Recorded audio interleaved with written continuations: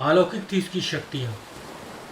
वह संपूर्ण सृष्टि को एक क्षण में नष्ट करने की प्रबल क्षमता रखता था। निस्वार्थ था उसका प्रेम, समर्पित थी उसकी पितृभक्ति। अपने पिता के अपमान पर क्रोधित युवराज ने अपने पराक्रम से देवता सहित देवराज को बंदी बनाकर लंका ले आया। शिष्य था एक महान गुरु, जिनके सामर्थ्य के आगे त्रिलोक के महारथी भी नतमस्तक थे। संपूर्ण सृष्टि में ऐसा केवल वह एक योद्धा हुआ जिसे अति महारथी कहा गया। स्वर्णिम लंका का यशस्वी युवराज, माता मंदोदरी का प्रकाश पुंज, महाबलशाली लंकापति रावण का ज्येष्ठ पुत्र, जिसकी गर्जना प्रचंड थी, जिसे सृष्टि मेघनाद के नाम से जानती। मेघनाद के नाम से।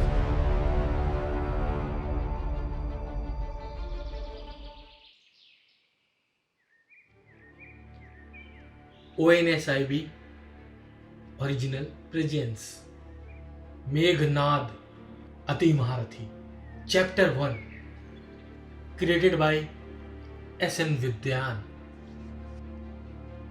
अलौकिक थी उसकी शक्तियां। वह संपूर्ण सृष्टि को एक क्षण में नष्ट करने की प्रबल क्षमता रखता था।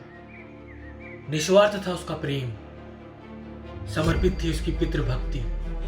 अपने पिता के अपमान पर क्रोधित युवराज ने अपने पराक्रम से देवता सहित देवराज को बंदी बनाकर लंका ले आया। शिष्य था एक महान गुरु का, जिनके सामर्थ्य के आगे त्रिलोक के महारथी भी नतमस्तक थे। संपूर्ण सृष्टि में ऐसा केवल वह एक योद्धा हुआ जिसे अति महारथी कहा गया।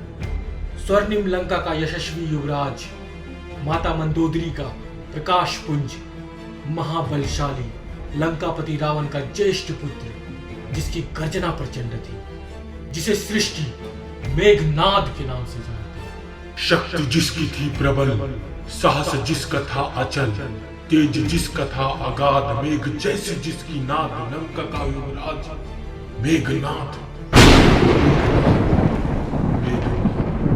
सोने की लंका, नीले आकाश को घनघोर काले मेघों ने कुछ क्षणों में ही निगल लिया। अत्यंत चमकीला विद्युत दीर्घ स्वर के साथ भयंकर गर्जना कर प्रतिपल भयभीत कर रहा है। तीक्ष्ण वर्षा जलप्रपात की भांति गर्जना करते हुए सोने की लंका के महलों के मीनारों से टकरा रही है।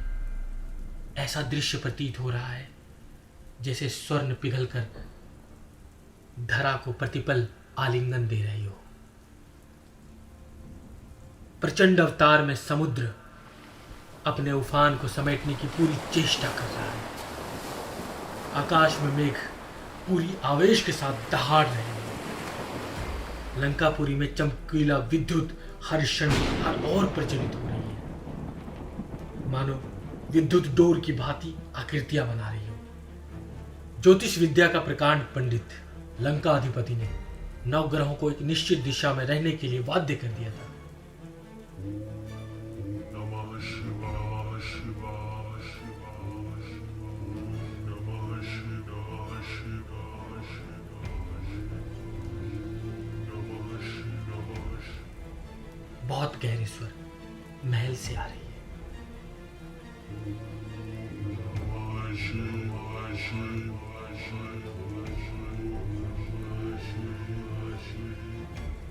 मनमोहक सरोवर, जिसके मध्य नक्काशित स्तंभों से बना विशाल एक मंदिर, जो अति सुंदर मनमोहक प्रतीत हो रहा है।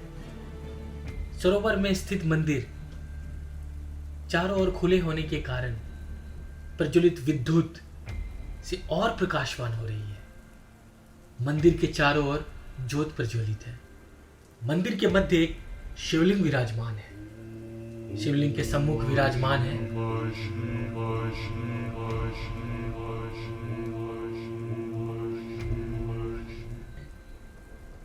पुलत्स्य ऋषि का पुत्र ऋषि विशर्वा और केकसी का पुत्र प्रचंड सूरवीर, मानवों में महाज्ञानी, राक्षसों में महाशक्तिशाली, शिव तांडव रचयिता, अनंत शिव भक्त, लंकाधिपति दशानन रावण है। कहा जाता है जगत में कोई महारथी नहीं हुआ जो रावण के पराक्रम को चुनौती दे सके। मस्तक पर त्रिपुंड, मुख पर तेज, नेत्र ध्यान मग्न, पराक्रमी योद्धा अपने आराध्य भगवान शिव को अपने हठ योग से प्रसन्न करने की पूरी चेष्टा कर रहा है।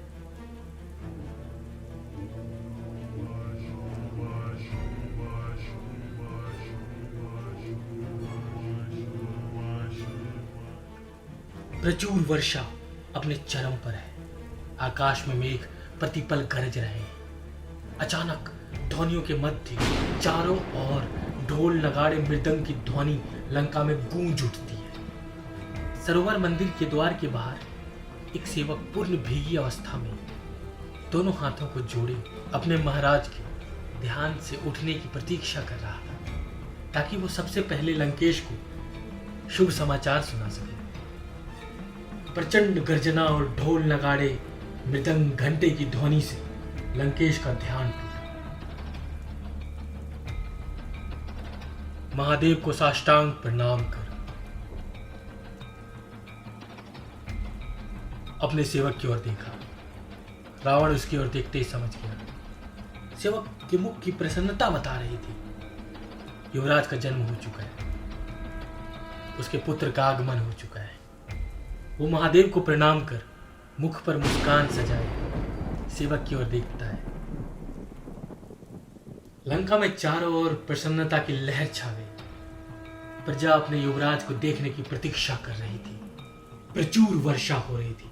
उसके मध्य लंका में चारों ओर प्रसन्नता की लहर छा गई। स्वर्णिम लंका और उसके हरे पन्ने के बने झरोखे दृश्य को अति मनमोहक बना रहे थे।